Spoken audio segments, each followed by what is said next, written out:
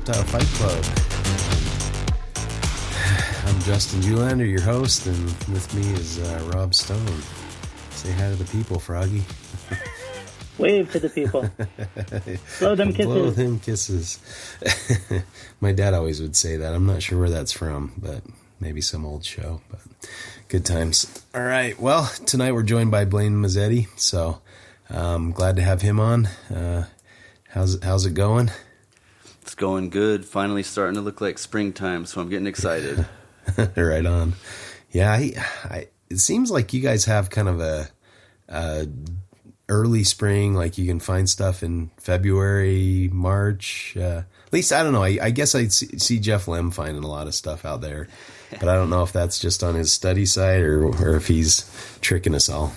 Yeah, I don't know if us San Diego guys know that either. It could be his study site or he's got a bunch of good sites, but yeah. I mean, you can find stuff year round here, honestly. Yeah. I think no matter what, we can find snakes every month of the year, and we can start in January on warm days. Yeah. I love Southern California, the deserts especially. That's where I would choose to be, I think, if I lived down there out in the middle of nowhere. Yeah, it's nice. Yeah. I love those Kyanactus, the shovel-nosed snakes. They're such cool little snakes. Yeah, they are. Yeah, they're some good pretty common out there, I guess. Yeah, for sure. Yeah, they're fun. Well, yeah, thanks for being on the show. Yeah, looks like Rob's getting hit by a snowstorm right now, so he's having more winter fun. It's not spring here yet. Yeah, it was 65, 70 earlier in the week, and now we went from winter wonderland to class 3 kill storm, and have a foot of snow, and all that. So yeah, it's all good. We got hit by a hailstorm a couple nights back on Tuesday. I was out in the reptile room and I had the door open, just kind of airing it out a little bit. And all of a sudden, like, I go over to the door and I had my headphones on. So I go over to the door and like start slipping by the door and there's all this ice. I'm like, where did this come from? I look outside and it's just hailing away. Kind of crazy, but yeah, good times. It's getting a little warm around here. We might even be able to scrounge up a rubber bow if there's a nice sunny spot on the hillside. They might come out and bask next to the snowbank, but might be a little bit till then too. I don't know. I'll have to go check it out. That's been one nice thing of kind of getting to know my area a little better. I've always, kind of focused on going to Australia or going somewhere exotic, going to Southern California to herp, and I just don't do a ton in my own backyard. And there's a lot of targets I'm finding that I need to find in Utah that I haven't found. Talking to Blaine before the show, he's like, oh yeah, I've seen 4 Taylor eyes, the Utah milk snakes. I'm like, oh man, just rub it in. Why don't you? That's a species I still need to find. Yeah, that's true. And that's kind of one of the things I want to focus on this spring is Taylor eye, and also the smooth green snakes that you can find in Utah. Nice. That's next month coming up that I'll be out looking for those things. They're kind of an early thing. Rock rolling time. I guess both of them are kind of lifting rocks and approaching 50. I'm not as great as a rock roller or not roller, but lifter. Yeah. As much as I used to be. Kids, put the rocks back where you found them in the exact same spot. And if you can't tell from my lovely bass voice, I am fighting a cold today, so that's another fun thing. Stayed home from work, but then I had to prepare a drug for an upcoming study, so I went back into work and played with some compounds for a little while. And that took longer than I thought, and got home just in time to start the podcast, so good times. Yeah, well, anything exciting happening in your lives in regards to reptile stuff? I mean, out here we started finding snakes in January, so I've been going out as much as I can whenever I can, and already found a handful of rosy boas. Couldn't tell you how many rattlesnakes, a bunch of king snakes, and it's almost prime time for us. I think the end of March through May is pretty much prime time, and then I mean, then road cruising kicks off, and that's fun too. So it's kind of good here. Once the new year rolls around and those winter storms move on, and it starts getting some sunny days, it's snake time. Yeah, that's awesome. Yeah, May and June are probably the prime months here in Utah. I mean, you can find them other times, and also depending on the species, but yeah, May and June are kind of the good times to get out. So, we did a nice trip last year with finding a lot of our targets. We missed a couple, so we're making round number 2 in June this year. We did May last year, and I had a 2 Gila day on one of the days, and got a lyre snake on the Beaver Dam slope, which was that's a tough target to find sometimes, and then the speckled rattlesnake as well. So hit all the hard ones. We surprisingly didn't see a single gopher snake, which is almost a gimme in Utah. I remember driving back through St. George once from one of our Arizona herp trips, and I got rerouted because of a forest fire, so I had to go through, and I hit St. George like right at sunset, and saw like 5 or 6 in like a 10-mile drive, and their gopher snakes are pretty common out here. So one of my favorite local snakes. I think the only one we saw, surprisingly, was one that was hit out by Capitol Reef. Right, that was it. So that was a surprise. We have seen a couple San Diego gophers on the first trip when we'd come out. For whatever reason, we've seen them in Arizona too. Yeah. Sonorans. For whatever reason, despite your interest in Lamprepeltis, Justin didn't mention the pair of mating Utah pyros that we found on the trail on our first day. It's because I wasn't there. You guys found them without me. No, I was delayed. I had a family thing, and Rob calls me. He's like, guess what we just found? Thank you for not being here. Oh, my God. Because, of course, invariably, if I don't show up, they're going to find something really cool, and it was a mating pair of pyros right in the trail. So, isn't that how it goes, though? Yeah, for sure. Yeah. It's funny you guys talk about gopher snakes, because they're everywhere here, and I found them when I went to Utah like it was nothing, and I've gone to Arizona a couple of times, and I've found mountain kings and patternless tiger rattlesnakes, and I've never found a gopher snake in Arizona. It's insane. That's crazy. Yeah, we found, I think, just 2 on our 3 or 4 trips down there. We haven't seen a ton of gophers. I know we saw that one on the first trip down around the big one in the Wash, was it? Or yep. Yeah, and then the one in the Huachucas, and then the one that when we were driving with Keith and So I think we've only seen 2, but they're cool snakes. I like Pituophis a lot, but they're cool. They're cooler. Sonorans are slightly cooler. I think San Diego's can be cool, but the further south you go, darker it and seems uglier. like they get better and better and redder and redder. I really like the Sonorans in the Great Basins. There's some really nice Great Basins. I just put up a YouTube short of a Great Basin that was just pissy for some reason, kept striking at me.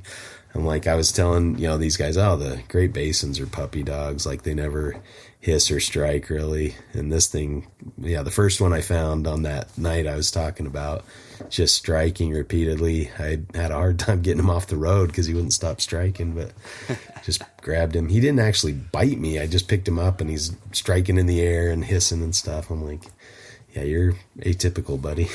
It's funny to have him striking. Yeah, with bull snakes here, they'll make a ton of noise. 95 out of 100, they're going to make a ton of noise and put on a big show, but don't really even strike, and certainly aren't not at all likely to bite you. But you just have to pick them up. They're saying, "Don't pick me up," and if you do, then it's all right. But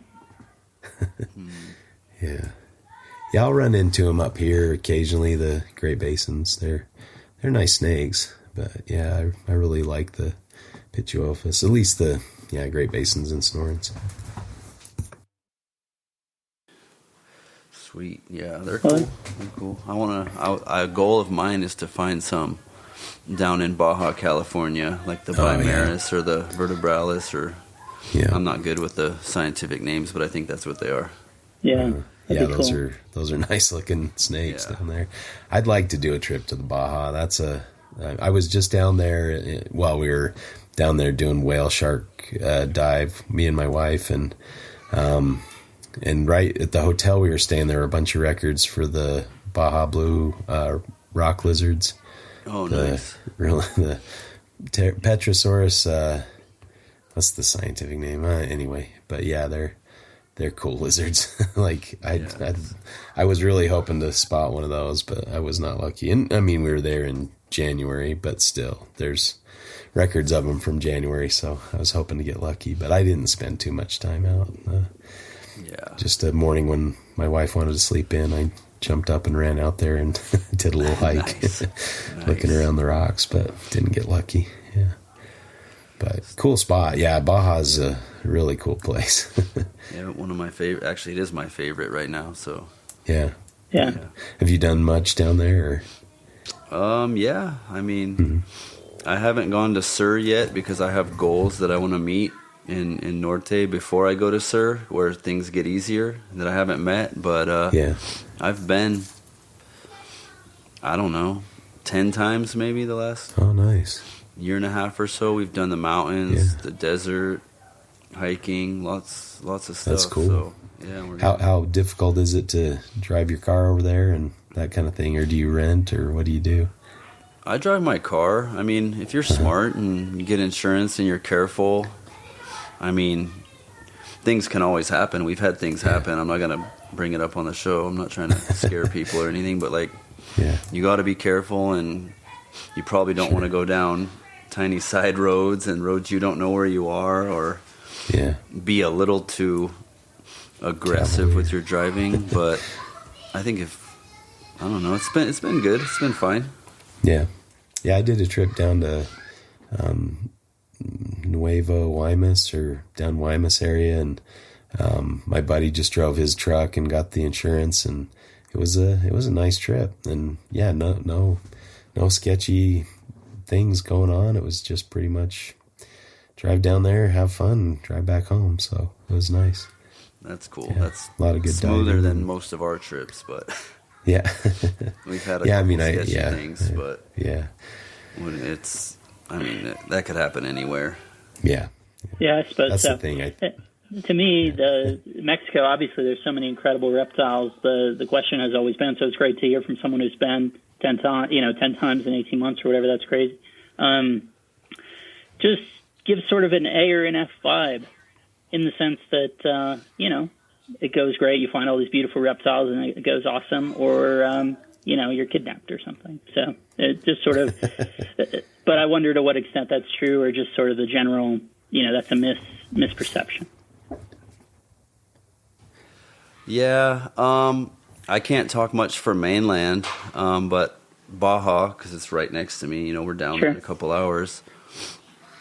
It's so hard. To give it a grade is so hard, because the reptiles are beyond an A. Yeah. And the food is beyond an A. So but sometimes I don't know. I'm not trying to scare anyone or deter, but we've been robbed, we've been held at gunpoint, we've had the military jump out and stop us and search us and push us up against the cars and whatnot, and it's or people telling us you can't go this road, or if you're going this road you're paying. I don't know. I feel like the more you go, you kind of get used to it and just be respectful and polite, and you start learning, maybe I shouldn't go down this road, or maybe I should keep it to the main roads, which is probably the smartest thing. But you never know. I've gone through military checkpoints and they shake us down. Really? So I don't know. To me, it comes down to, is it worth it? Is the risk worth it for you? And we've decided that we like. Sure, you like Agama and the reptiles. Yeah, we like Baja Mountain Kings, and we want to keep seeing them, so we're gonna risk it. Yeah, no, that makes sense, man. As I say, it's not an off the table thing, but it definitely factors into the calculus, and just say okay, is this? I think that, to your point, certainly I was assuming it would be the sort of thing where you can make good decisions and bad decisions, right? For sure, and that'll definitely impact how it's going to go. Yes. I mean, obviously, a couple times we said, let's try this dirt road or this shortcut to get from here to here, and it was probably not the best choice. And other times we're doing exactly what we should, and just still stuff comes up. Yeah, a car pulls up and stops you and pulls out guns and says you got to pay them, or what. It just happens, and you kind of never know when or where it's going to happen. So it's just proceed with caution. I mean, my recommendation is if you can't speak Spanish pretty well, I wouldn't go.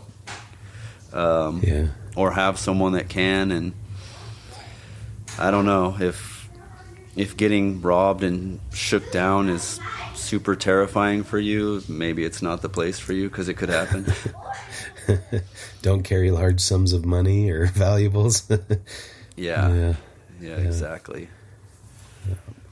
Yeah, I've always heard Baja's the safer, spot to be in Mexico for sure. And obviously other places, much worse things can happen. But as we say too, I mean, that can happen in the U.S. pretty easily as well. So yeah, totally. Yeah, I don't know if it's safer. I think there's still some pretty gnarly cartel activity and stuff, but I think it's just like mainland. You kind of gotta know what you're doing, where you're going, and stick to the kind of well-traveled routes that does see some tourism and stuff to be the safest. Mm-hmm. And I mean, it's not that our activity inherently doesn't put you into spots that kind of veer into problematic in the sense of, oh, what's your ideal? Well, I want to spend all night driving aimlessly in the middle of nowhere. That's the sort of activity that seems like it might trigger a response more than just I was just going to the grocery or whatever. Yeah, exactly. And that road cruising is always kind of scary. You're just turning around in the middle of the night, 1 o'clock in the morning, and you're the only car on the road except for huge semis passing you and random caravans or whatnot here and there. And you're, like you said, no cell phone reception, middle of nowhere. I mean, anything could happen, but to us, it just comes down to, is it worth it? And we've chosen yes. Yeah, 100%. And it makes sense. I mean, talk about some of the coolest reptiles there are. Mm-hmm. Yeah, some good ones. Great diversity, and and partially maybe some of it's in the sense that we don't have it, right? Either in captivity or just we're not exposed to it as much. So there's the mystique associated with it as well. Mm-hmm. Right. For sure. Yeah, and I don't know, for us too, like being mountain, like I'm a lamp guy, but I'm a mountain king guy above all. So, and I could stir some real anger here probably, but I've put Zanata above everything. It's just my favorite thing to find. And then I put Agama above all Zanata. So, and like, obviously we all know there's the northern range, which is a little bit easier. You still got to grind and whatever, but then you go to the Martyrs and there's only a handful of people in the history of Mountain Kings that have found them. So that's kind of an alluring thing, like pulls me down there like, oh man, how cool would it be to find a Mountain King in one of the toughest ranges out there? Yeah, for sure. Definitely. Well, this has been a great start to this, but maybe we should do what we usually do. Blaine, how do you fit into herpetoculture? So what's sort of your story? How have you gotten to this point of having a YouTube channel that I really like? Well, that's kind of a funny story, actually. I grew up on a reservation in Southern California, a tiny little reservation. My family's Liseño, Native American, so we've been here forever. Always running around trying to catch horned lizards and whatever we could catch. Never knew what herping was, had no idea what it was, just grew up kind of trying to find reptiles. And then didn't do any of that. Obviously became an adult, had to start working, life hit, had 2 girls, just kept me busy. And then 2 years ago, my older daughter saw a YouTube video of I don't know who, someone flipping boards, and said, "Dad, can we go try to find a snake under a board?" And it was like January, and I had no knowledge of how you find snakes. I think it was January of 22. And I was like, yeah, let's go look. I know where some broke buildings are. And of course, we flipped a Ruber our first try. And I was like, man, this is it's kind of fun. And she's like, I want to make a YouTube channel. So I was like, okay, I'll film you and you could tell people about snakes or whatever. Yeah. So we did that for the first year, and then she turned 9 and she kind of was like, I don't want to do it anymore. And I'm like, well, I do. You know, I love this, and I'm addicted. I can't stop. I want to go out every chance I get. That's cool. Yeah, so your daughter brought you into the herp world, huh? She did, yeah. She brought me into it, and obviously you don't know what you're doing. It's hard to find stuff, so we started kind of reading books and trying to get some knowledge and meeting some friends. You know, not a lot of people are willing to share too much. Yeah. Well, at least the people I talk to, a lot of the younger guys like to share a lot. Sure. Yeah, too much, maybe. Yeah, we won't get into that. I think we've all been guilty of sharing spots and info and getting burned. So we can all admit to that. But yeah, like I got really into it, and I enjoyed making the videos with her. And then once I started finding cool snakes, I wanted to make cooler videos and stuff. And for me, it's more about, I like getting people stoked, but I like to go back. You know, I like to get nostalgic with it and be like, man, let's watch the video from my first trip to Baja, or the first time I found a mountain king or whatever. And it kind of takes you back and gets you pumped all over again. Yeah. Exactly. I think most of the videos I put up are just for me, and especially considering the view count, it's not that great. So I'm like, yeah, it must be just for me, I guess. I don't know. But yeah, I love putting up videos to remember the moments and seeing, you know, what we found and things like that. It's a little easier to chronicle, and it's a lot easier to remember what you saw and how you saw it, I guess, when you have a video of it. So that's kind of cool. And I guess that will kind of get into our discussion here in a bit, but I noticed you've got some board lines. Are those some that you've set up, or do you have like people that have put you on board spots, or both? I mean, sometimes when I go out with people that show me board lines, I'll go with them to their board lines. I don't go to those without them. I don't know. It's just something. Yeah, I don't want to drive that far. Kind of etiquette. Really. Yeah. Maybe it's probably more of, I'm not going to go that far unless I'm going to meet my friends. Yeah. Like I don't. Yeah. We just talked about getting burned. I got burned kind of a lot, showing some younger guys stuff and teaching them about mountain kings, because I got kind of fast tracked. You know, I've only been doing it. This is my 3rd year of herping. Yeah. And I learned a lot. I did a lot, and I got fast tracked. I got lucky. So I showed some people, I got burned, so I started backing off, and now I only herp with a few people, or if people come from out of town, you know, might take them to a popular spot that they can't really do damage to, whatever. But as far as my spots and sharing, I have, you know, maybe 2 guys I'll take out, and they'll take me out. But I've built up the reservation I'm on, which is really cool, actually, because we have our own police, we have everything, and the locals aren't going to let anyone just wander here. So I've put out, probably over 100 boards throughout the reservation, and over the last 2 years, and they're producing and doing good, and so that's very cool. I did work. Yeah, that was my next question. As a Native American, I imagine you have access to lands and places that most people don't. So yeah, for sure. I definitely have access to the res I'm from and live on, which is awesome. There's no other herpers here. And then just because we're such a small and tight-knit community, I can go to all the adjacent reservations, or some in San Diego where I know other, you know, natives or tribal members, and they'll take me. They'll, cool. Oh yeah, we got this spot or whatever, and it's all untouched, and it's really cool. Oh, that's awesome. Yeah, my grandfather was adopted by the Hopi in northeast Arizona. Yeah, nice. In the plateaus, one of the Pueblo tribes, and so we would go down there and visit the reservation sometimes. But of course, we're a bunch of white guys sticking out like sore thumbs. Little noticeable, hey? Yeah, exactly. We did get, some access to some places that most white people aren't allowed to go, especially unaccompanied, but we did get questioned, like, why are you here? What are you doing here? Get out of here, that kind of thing. Yeah. So, but there was one, so the reason my grandfather met up with the Hopis was he was a forest ranger on the Kaibab forest above the Grand Canyon.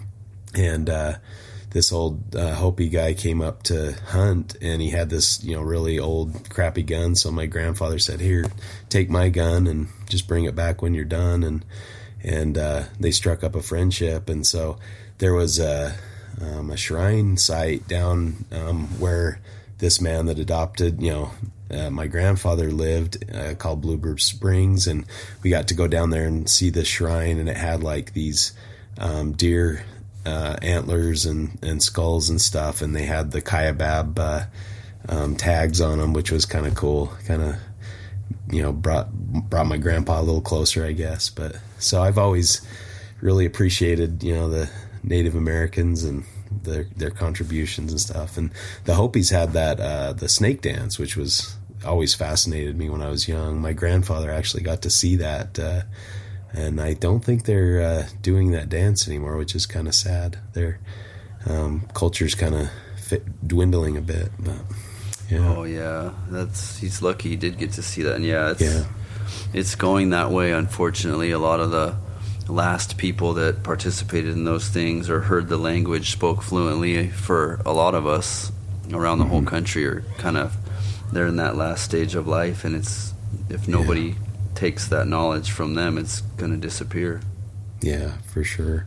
It's a tragedy. I mean, what a dark spot on our nation's history, basically overrunning and people who are already here and not treating them well, for sure. So, yeah. But on to happier topics. Well, to transition just a touch, what's the vibe on the res in terms of, like, you over the last 2 years you became the guy who's putting out these board lines and finding snakes and all. How does that play out? Everyone's pretty cool.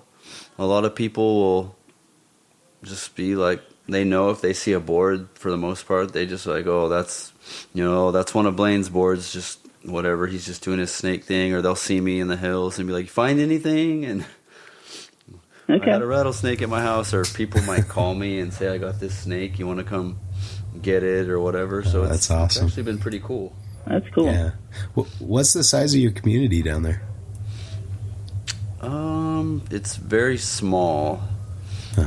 I don't know. I would say there's maybe only 500 or so living tribal members, and maybe, God, I don't even know, 200 or so that live on the reservation, and then and maybe some family and extended family and whatnot, and some renters or whatever. But it's a pretty small community. Yeah, that's really cool. Yeah, very nice.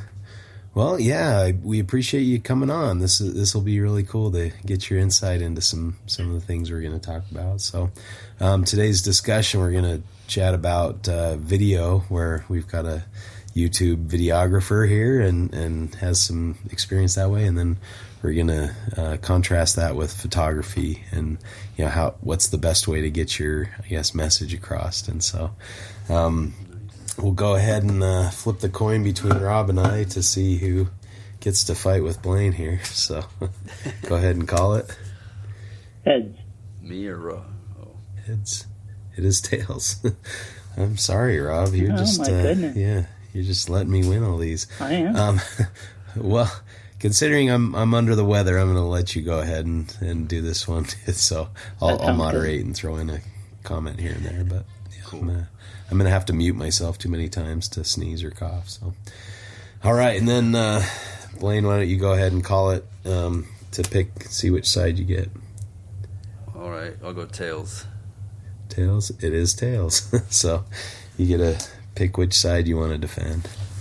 Well, since I make videos, I think I'll just pick the video side, even though I feel like it's a double-edged sword. Sounds good. Yeah. Well, and that's the idea, is to get all the double edges out there and to kind of discuss all the pros and cons, So, yeah. Okay. And then as the winner of the coin toss, you get to decide if you want to go first or if you want to let Rob go first. I guess I'll just go first and get it over with. I'm not okay talker. All right. But I'm just trying to defend making videos rather than photos. Is that the gist of it? Yeah. Why taking videos is better. And either your preference or just if it communicates a message better, is more compelling, any of that stuff. Yeah. All right. Well, I guess I'll do the positive and then the negative of videos, and from my opinion, which both could be seen as positives, but however, anyways, the biggest positive for me is it's almost like you have an opportunity to relive that moment, especially now. A lot of us are using GoPros, and we're getting the moment of the find, the flip, or as the Pop Milk guy calls it, the flip clip. You get that moment when you first see the snake, and it's a cool moment to relive. And to me, I love going back and watching those because it's so exciting. And even like listening to yourself, the way you reacted, sometimes it's almost comical. You're like, wow, I got all like giddy like a little kid, and I'm jumping around like I'm at Disneyland, and it's a snake, and I'm almost a 40-year-old man, and kind of laugh at yourself. Yeah. And I love that, and I think it's pretty raw. It shows the emotion, the excitement, and the animal in its natural state, and I really like that. Is that are you leaving your GoPro on pretty much the whole time? And if so, is that a pain in the neck to edit, or is it pretty easy to just pull out the clips that you want to include on a video? So I run it the whole time, but I'll stop it about every 2 minutes because of the editing, and so often you're not finding things. Yeah. So I'll just I'll flip for 2 minutes or whatever, and then I'll start it over, continue on, start it over, and then that's how I do it to make it not so monotonous. Yeah, so are you deleting, if you didn't find anything, you'll just delete the last clip or whatever, and then start it over, or are you just kind of making a note of which ones you found something? I probably should delete it right then. I don't, just because you're in the field and you're trying to take advantage of your time. So save battery power. Your battery power. So I don't take the time to delete them right away. I'll go back once I'm done in the field. I'll just go home and go through the clips. And I kind of remember what was the first snake I found. Okay, everything before that can be deleted now. What was the second snake I found? Okay, everything can be deleted from that one now. And then that's just the way I do it. It might not be the best way, but it works. Cool.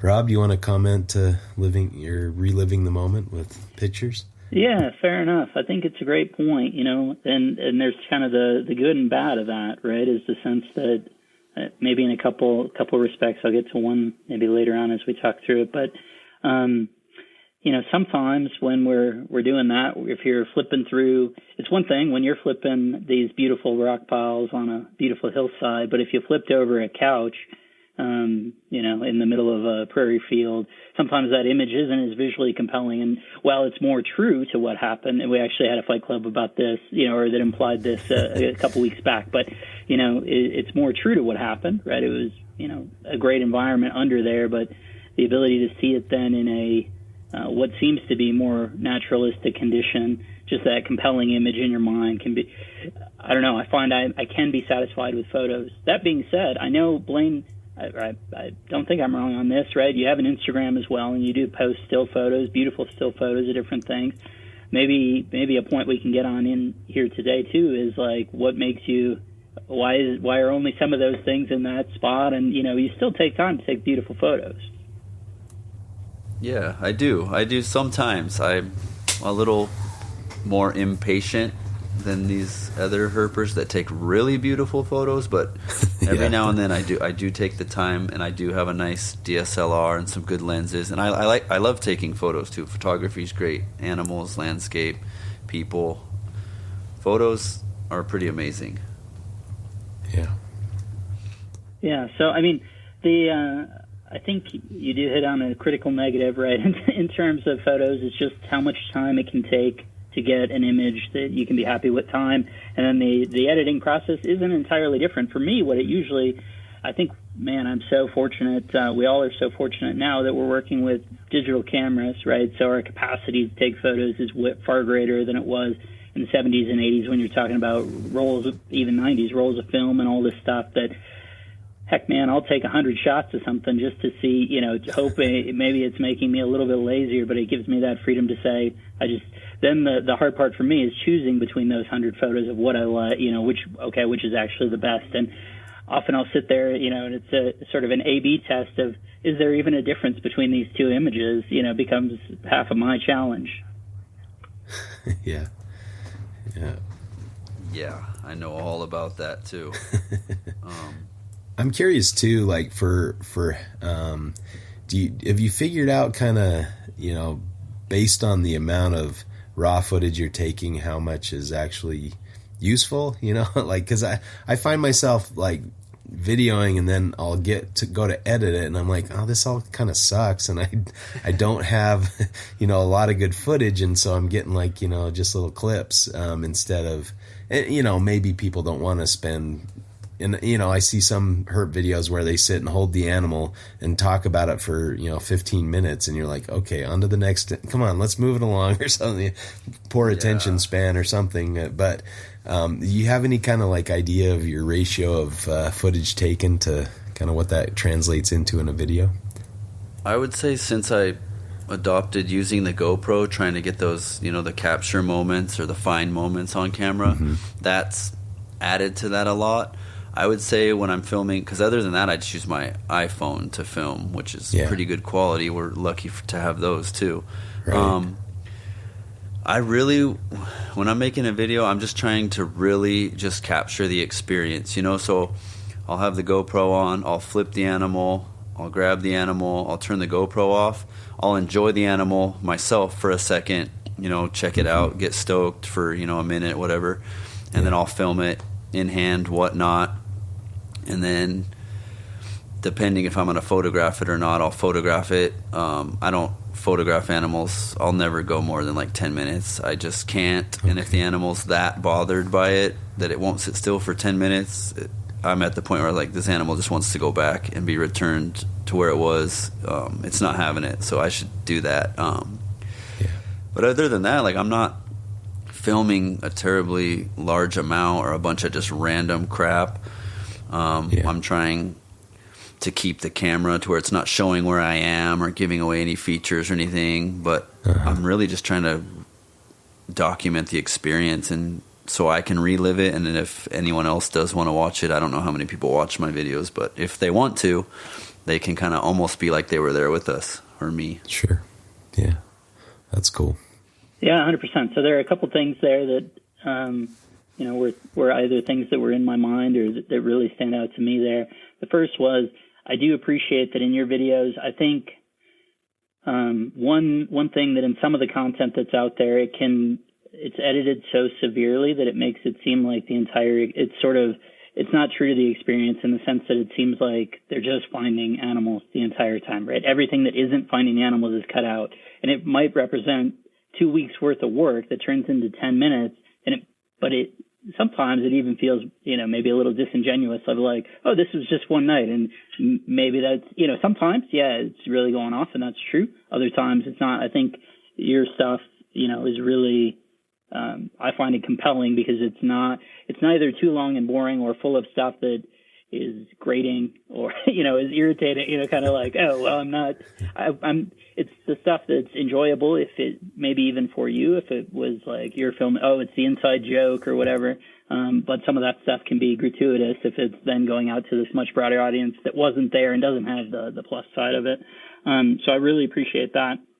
And, you raised it yourself, right? So a downside to me with the video is the capacity to expose your spots or where you're at and just sort of give, with that photo, you have a lot of time to process, okay, what is this image conveying, right? Whereas the video sometimes, I'm sure it's it's a lot more difficult to make sure that you're not saying things that you're not intending to say.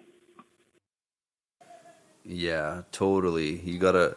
It's almost like a skill and a mindset you have to have. You have to remember not to say things. You got to remember not to show things. And like, I don't know, nowadays you don't want to give away anything really. But yeah, I appreciate the feedback, and that's cool. That's a balance. I work really hard to try to figure out how much of finding nothing should I put in the video. How quickly should it seem like I'm finding snakes? Because sometimes, like you said, you find one snake a day, and then 4 days later until you find the next snake. You're not finding 15 snakes every day. Yeah. What I guess that's another question is, when you do have a day where maybe you don't have a day where you get skunked, but like on the days where you're finding very little or nothing too exciting, do you just skip that and delete out that footage, or are you putting together kind of videos of the not so exciting days as well? I guess, what kind of schedule are you trying to stick to, or if you know what I mean? That makes sense. I don't know. I feel like I don't know if I have a schedule. It feels like just naturally one a week starts kind of happening for me. And I think it's more about where I live and the fact that I go out a lot. Yeah. So you usually have enough footage for a video a week. Yeah. Yeah. Sometimes I have a ton of footage. Sometimes I don't. And a lot of the times, like those days you're talking about where I just found like one snake or whatever, 2 gopher snakes, like sometimes that footage just never even makes it into a video, so those days are out there, and they happen a lot, and we all go out in the field, and we know it's not always finding double-digit snakes, and a lot of the times you're grinding for one common guy. Yeah. That's kind of what we've talked about. Rob and I have talked about a lot is, the videos that make it look like you just walk out there and you find 50 snakes in a day. And what people aren't realizing is this is like a combined, week of intensive herping, and it's all pressed into one day where you're just showing the highlights and you're not showing the lowlights, and whether or not that's, an honest portrayal or whatever you want to call it, it's like, but real. Again, who's going to watch a video of just walking around finding nothing? That's, you got to show the people what they came to see. But, I do think, I've seen some herping videos where they do say, we got skunked last night, we didn't see a thing, or, oh, this is the only snake of the night, those kind of things, where they kind of bring in some of the reality of it. But yeah, that's kind of a trick, I guess, is to find that balance or whatever. Yeah, I think that's the best way, honestly, is like just to be honest, because like I know I wouldn't sit through that. I'm not going to sit through 10 minutes of someone flipping rocks and never seeing anything. I'll be like, okay, I'm over this. Like, why are you showing me this? So like sometimes like, flip 8, 12 rocks, cut the clip, and be like, okay, we had to move to another spot because we just got smoked for 3 hours, and that's cool. That's the truth. Yeah, I think that's pretty good. And in terms of the comment you made before, in terms of the photo, when you're trying to take photos and how long you'll engage with the animals, I do think you make a great point there, that there certainly is a window of time, and it's situational too, right? Some of it is like if we're in a situation where we have exposed sun and our spot is getting that, and you can tell that the animal is going to be getting warm and all these things. We've seen it in Australia, found goldeye on the sand monitor on the road. So it was obvious in the middle of the day, totally baking out. And then it stopped, and, you could see it opened its mouth, and was clearly, it's like this animal's getting overheated. We've, even in 2 minutes, this has gotten, we've gone too far past what we can do here. It ran 10 feet and then stopped 10 feet up a tree. So we were actually able to get compelling images, with it in that context and whatever, without, it was then in shade and all this stuff. So, but yeah, very clearly there are times where it's absolutely too much. Other times if you're in a group of people, that can be hard too, right? In the sense of everyone's perception of what is enough or not, it can be variable and can cause friction for sure. I think the difficulty, right? If it's for you a San Diego gopher snake, well, you're probably not going to take a picture in the first place. But say it was a really nice one or whatever, and you're like, I'm going to do it today. The hard part is, compare that to like an agama, right? You probably are going to be pushing your 10-minute limit when it's the target that's hard to get and all that stuff. So, I think that's just a challenge we all have to try and do our best with, and just be reasonable about. Whereas the video, I mean, heck, it does seem like it's a lot easier to, in a shorter time, capture the moment, to the extent that we're saying, hey, we're our own customer first, right? Remembering our experience. Right. I do think that is a plus for the video. Yeah, I agree, and it's tough. To me, it just comes down to, like, obviously in 10, 15 minutes, you're going to have some photos. There's going to be some decent ones, maybe not what you imagined, and I think that's where the issue comes up with, where photos become almost too much or too fake as well. Like, I love the standard old field guide style shots, the whole animal and a tiny bit of the rock or habitat behind it, and that's all. And I like the macro shots; those are really cool. But some of these guys, man, and they're beautiful photos. Don't get me wrong, but they got these crazy, vibrant sunsets or the whole Milky Way behind it, and they did a long exposure, and God knows what they did. Who knows how long they had the animal and. To me, it's like, at what point is your photo more important, to where you how long are you keeping that animal just to get your vision? That's, yeah. Yeah, it probably depends on the species too. I mean, if you've got, a species that doesn't move around a lot and just kind of sits there, if it feels comfortable or not threatened, like a, rattlesnake in a bush or something where it feels secure, you're probably not going to, stress it out too much by having an extended photo shoot. But something that doesn't want to hold still and you're grabbing it and sticking it under a cup and, manipulating it, that probably gets to the point where it's like, okay, that's probably enough for this animal. How much energy is it expending trying to get away from you? But then at the same time, I mean, we're only seeing a fraction of the stuff out there. And if it's to this is your lifer, or you've never seen this species before, I think it might be worth a little stress on the animal just to be able to have that interaction and maybe get the shot you want. But There's definitely a balance that needs to occur. Yeah. And like Rob said, it depends on who you talk to, what that time limit is. We had a little bit of a regulator with us on one trip that was, okay, that's enough time with this animal. Let's move on. We're like, wait, what? We've been here like 2 seconds. Like, give me a break. And that was funny. It's because, it seems like the conflict in that situation is certain, or in general, but specifically in that situation, is that wasn't someone who was also taking photos. So I'm sure there's a non-zero, like time is moving faster for them than it is for someone who's, really game to the activity. So, and that can cut both ways in the sense of, I'm sure we're at the same time getting a slowed down version, a distortion of it, of saying like, oh, this hasn't been that long. And it's, objectively it's been 8 minutes or 10 minutes or whatever, what felt like, oh, I've only, been able to do this. Right. Yeah. Yeah. Actually I've had, because when I go to Baja, I only go with one person to Baja now.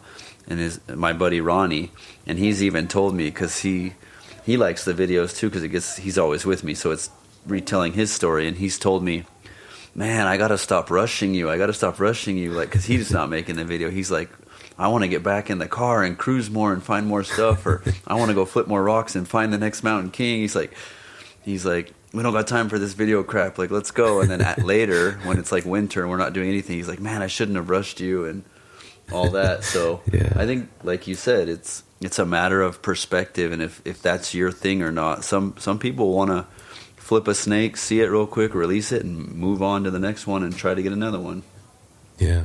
I think Rob and I are a good example of that kind of duo, where Rob spends a lot more time taking pictures of the animals than I do, and then in the meantime I'll go around and maybe find another one or go find something else, or so I'll herp around close to where I can see him or close to him, and then try to find something else. So if you're antsy, but I think we make a good match that way as far as herping styles can build on each other, I think. Nice. Yeah, I think me and Ronnie are like that too. And once he starts flipping, I'm kind of like, all right, I don't want him flipping the next one. Like I get that little competitive edge. I'm like, all right, I'm putting this animal back and like let's go.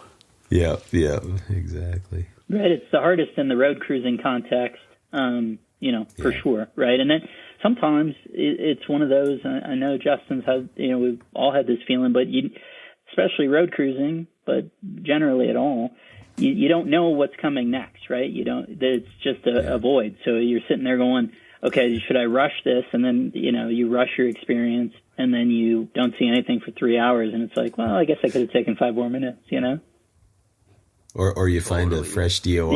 Or the opposite, where it's like, where you're sitting there and you see a car go by, and now it's like either A, just that car's in front of me, which is its own stress and negativity or whatever, or then let alone if you see something get hit that it's like, I would have been there if we'd been a little bit quicker. Yeah, we have that debate constantly on how fast we should drive, actually. The same debate, like, well, if we drive faster, we cover more ground and we'll see more. And I'm like, well, maybe we drive slower and we don't pass a snake that would have came out in front of us. You just don't know. Yeah, it's all kind of luck of the draw a little bit, but, Yeah. I guess it all works out. Yeah. Do you have a road cruising speed that you like? Assuming the conditions are, whatever, but, or the, allowed speed or whatever, but just, I've heard people say, some people like 40, some people like 55, 70. No, I'm just kidding. That's kind of Justin, to be honest with you, depending on the road. Well, if I'm actively herping and looking, road cruising, I like more 35, 40. But if I'm trying to get from point A to point B, I'm going 70, and hopefully we'll see it.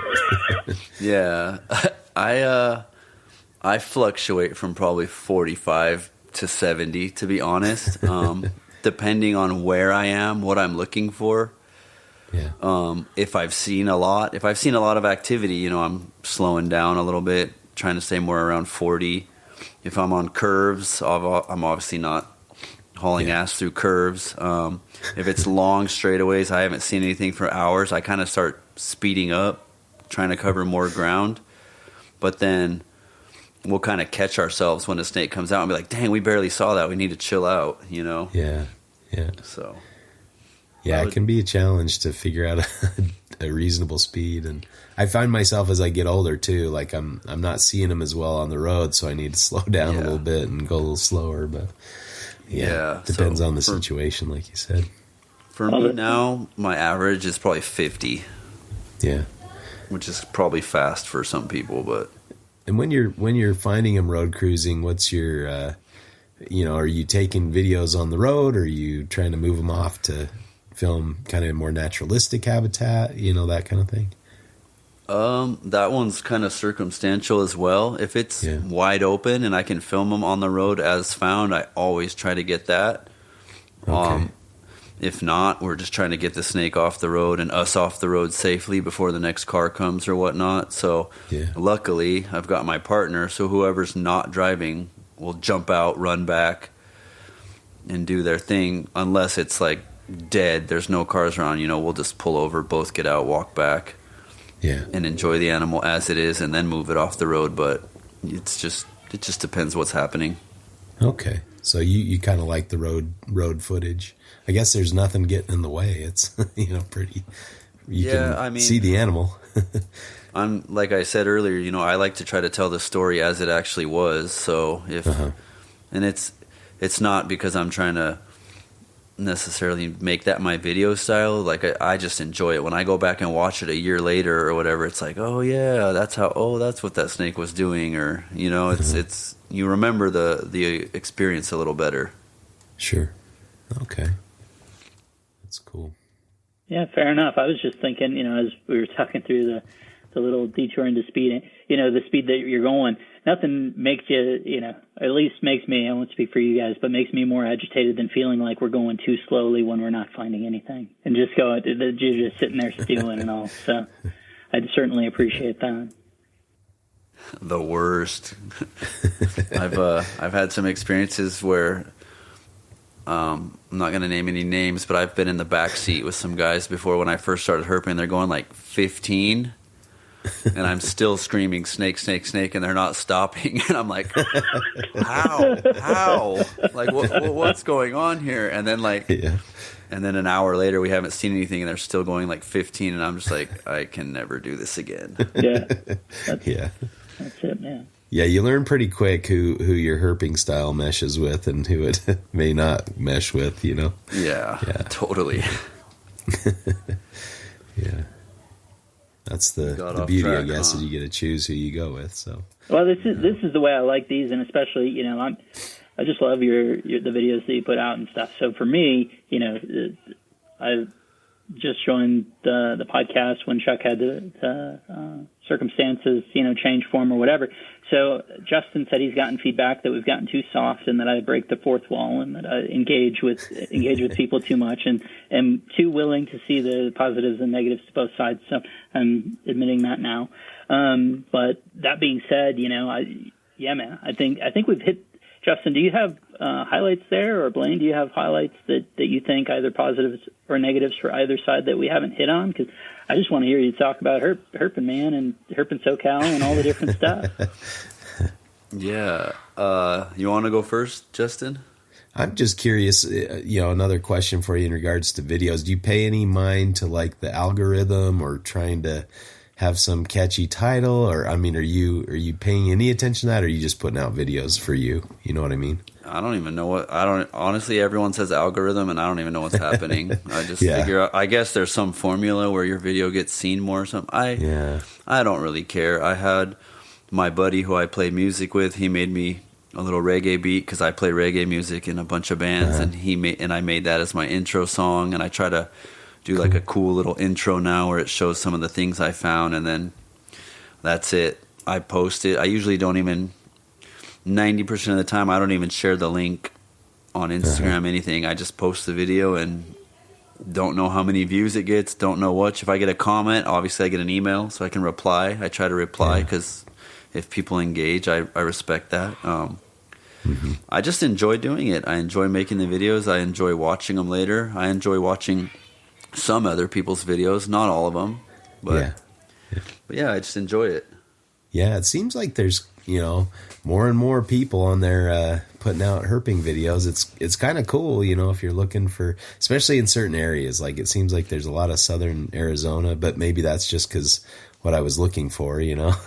And Rob turned me onto your channel, and I've really enjoyed the videos I watched so far. So need to dive into them a little deeper. But yeah, good stuff. I appreciate that.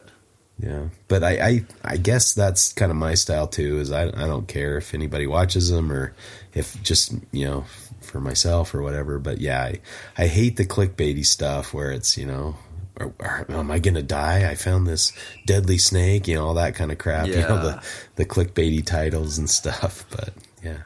Oh, that's good. I didn't get that vibe from you. I just wanted to see if you paid any mind to that or not.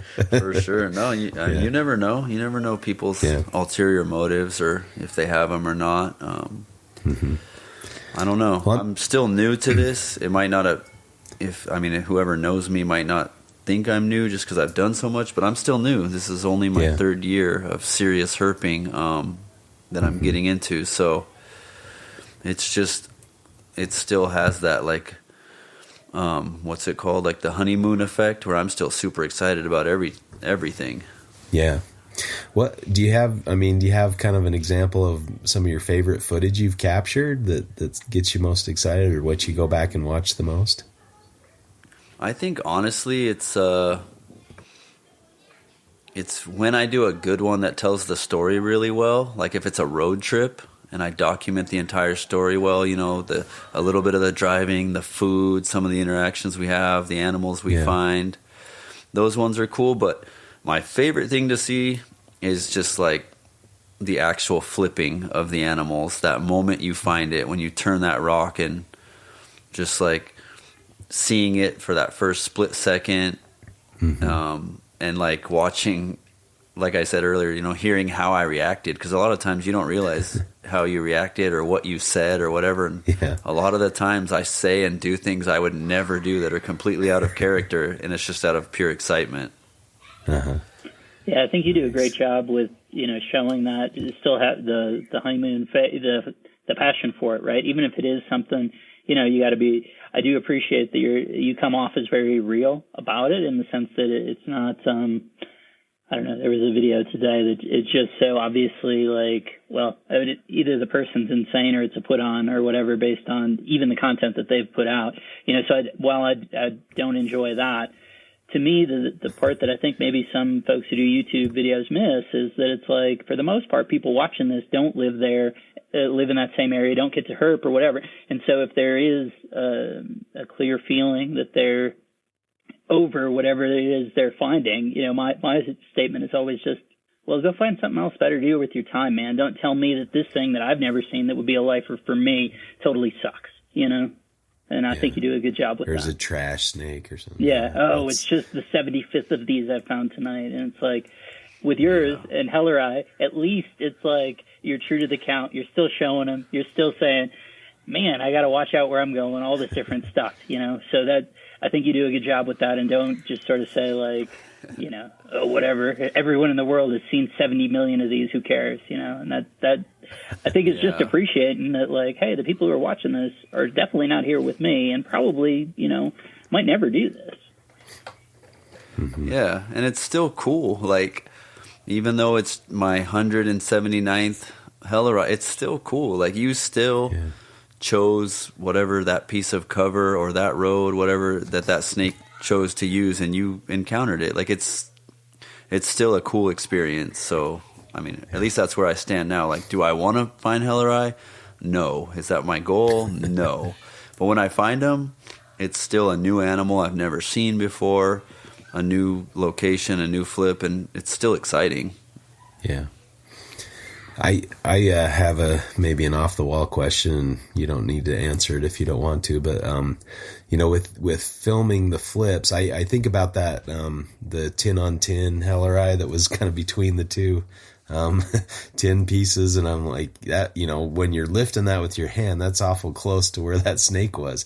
I'm just curious, like, if there was a bite or something, is that something you would probably not show, or you think that would be something you'd want to show to represent it honestly, or not show it to kind of avoid the downside of that? Oh man, I feel like this is like such a teachable moment for all the young people and myself, honestly. That clip is such a teachable moment, and I don't know why I just continue to flip with my hands, and I shouldn't. I really should use a snake hook or something. My buddy Ronnie, you could see in that same video, he just picked up a stick and he was being careful, and he's pointed out to me so many times, look where your hand was, look where the Helleri was, look where this, the rattlesnake was. Dude, be careful, you never know, and I'm always just doing that. So, yeah. And I don't know why. I think a lot of the times I get out of my car, I'm excited, and I forget my stuff, I got my essentials, I got my GoPro and my backpack and waters and my gloves, and I go. I don't think about a snake hook or whatever. But so that was my rant on don't be like me, use a hook. But to answer your question, I would show it. I mean, granted, I get to make that video. I think it's the experience. That's what happened. Hopefully that doesn't happen. I don't want it to happen, and obviously it would be a delayed video because I'd probably be getting anti-venom in the hospital and all that stuff and whatever. Yeah. I just I've had a couple close calls like that too, where I've just done things that I didn't really think through. Like there was this beautiful, and I was a kid, like I was probably 15 years old, and there was this beautiful. I think it was a con color or it was probably a Grand Canyon rattlesnake, but it was going underneath a big boulder, and I grabbed the tail to kind of stop it from going, because my dad was going to check and see if we could collect it and take it home as a pet, and I didn't want it to get under this boulder, so I'm grabbing the tail and kind of yanking on it a little bit, and then it was fighting, so I'm like, okay, I'll let it go. And right as I let it go, its head came flying out of from under the boulder and just missed me, you know, like, whoa, that was too close for comfort. But you know, I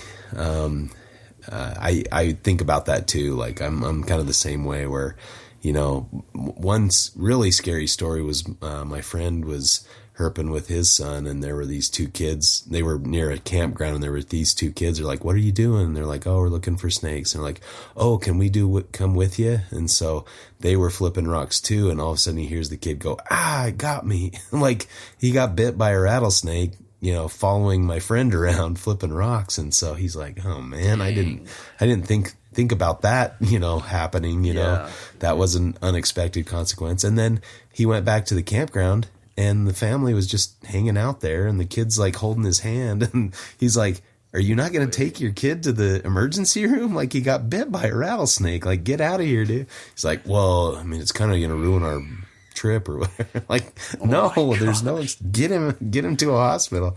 Oh, I guess fine. And he drives him down. But yeah, I wouldn't think about that. Like in some ways, you know, I guess we have a little bit of responsibility if we're taking people out or showing people kind of the ropes, and we need to keep that in mind sometimes. Like I just don't think about that, I guess. And you know, you wonder how many times people think about those kind of things. You know, as an example, I grew up, you know, hitting the desert a lot and climbing slick rock a lot. And so I feel very comfortable climbing, and I was like taking out a scout group, and we were going over, and I was just climbing away, and I'm thinking, and then I look back, and there's these guys like, how did, and I'm like, oh crap, they're following me, you know, up this thing that I didn't think was that big of a deal, but they're kind of getting stuck, and they're a little nervous or something. I'm like, oh crap, I should pay more attention to what I'm doing, and, you know, the people that are with me. And yeah, that's something. I'm maybe more of a selfish herper. I don't think about others with me or something. But yeah, those. So we've had a couple close calls with some sketchy stuff, you know. But luckily nobody's gotten too hurt. Well, even so, I was distracted making the link today because I was watching the video when Nathan had come out with you, and there's a point in the video where I was like, "Oh shoot, he like almost tumbled down the mountain or whatever," and then you did talk through that, like, well, you either stepped on or nearly stepped on a rhubarb under a bush, right? So that was that explains why the video sort of did, you know, it didn't look like a clean maneuver for sure. Yeah, that was pretty funny because I thought it buzzed me, but I think it just like essed up and hissed because it wasn't really rattling crazy. I can't remember exactly, but it just made a noise and scared the hell out of me and made me do some, which probably would have been a really funny video if someone videoed me jumping off that rock. Right. But yeah, I mean, that's a good example though of, you know, 999 times out of 1,000, they're going to get out of the way, let you know they're there, and probably not strike. Yeah. You know, flipping rocks might be a little different. Your hands get a little close. Flipping rocks sometimes, you know, or touching the snake. I think you just upped the odds there for yourself, but to each their own. I won't get into that hot topic. Yeah. I wonder, they have those kind of bite-proof gloves. Have you thought about getting a pair of those, you know, or flipping a lot? I imagine those would come in handy. They're going to protect your hands from bites as well as a lot of rocks. Well, Nipper brought those, though, and it's very hard to, you know, you lose a ton of dexterity with those things. Maybe if you get super used to it or whatever, but I know he had them because I guess it's a very European thing or whatever, and you hardly bend your fingers, you know, so I don't know how functional it is. That's kind of my thought. Like, they sound cool. I'm sure they're pretty expensive, and like, if I lost a mountain king down a hole because of that, I'd be a little upset. But I don't know. That's to each their own. You know, I'm taking the risk. I try to be careful. I try to look around the rocks a little bit the best I can, but it's like I said about going to Mexico. It's all kind of a risk and reward thing. Are you willing to take that risk? Yeah, that's true. Well, have we hit all the our important topic discussion items that you had in mind, or is there anything else you wanted to throw out there? Me or Rob? Well, certainly for me. Both. Well, sort of, right? In the sense that, I just love, man, I'm super impressed with the channel. I'm super impressed with the content, super impressed that sort of where you're at now relative to, just having started so recently. I think it's all great, man. So, I just wanted to communicate that. Why don't you put that information out there? What's the name of your channel, and where can people find your stuff? Yeah, so my YouTube and my Instagram are both Mazzetti's Find Snakes. So it's my last name, Mazzetti, and then S, because sometimes my kids go, so I leave it open to being family, and then just Find Snakes. And it's all any adventure I do, whether it's mostly Southern California, second mostly Baja, and then some trips. I've gone to Arizona, and we did Utah last year, and hopefully just keep traveling and having good experiences and getting to share that with everybody. Cool. All right. Well, appreciate you coming on. Rob, did you have anything else you wanted to say, or we're good? No, I'm good, man. Okay. Sweet. Cool. Thank you, guys. Well, it was a good discussion. Great to have you on. So absolutely. It was fun. I appreciate being on and you guys getting me on. That was really cool. Yeah. Thanks for doing it. We kind of maybe take a couple minutes.